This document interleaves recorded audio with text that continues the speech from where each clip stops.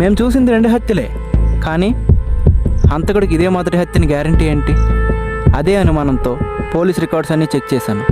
గత 10 సంవత్సరాలుగా సుమారుగా 400 మంది అనాథ పిల్లలు ఇదే పద్ధతిలో చనిపోయారు. మొదటి హత్య జరిగిన ప్రదేశానికి రెండో హత్య జరిగిన ప్రదేశానికి సుమారుగా 3 కిలోమీటర్ల దూరం ఉంది.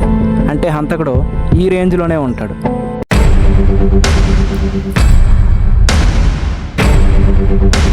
చూస్తుంటే దొరికిపోయినట్టున్నాం పెద్దయ్య. ఆడి బెల్లం చుట్టూ ఏగనాగా అక్కడక్కడే తిరుగుతుంటాడు. ఆడి పట్టుకున్న లోపు ఇచకరాళ్ళు ఉంటే రాలిపోతాడు. ప్రతి ఒక్కరిని తక్కువ అంచనా వేయడం కరెక్ట్ కాదు పెద్దయ్య. అయితే ఖాళీ పిలిపించండి. ఖాళీయా? ఖాళీ ఎందుకు పెద్దయ్య? చంపించేస్తాం.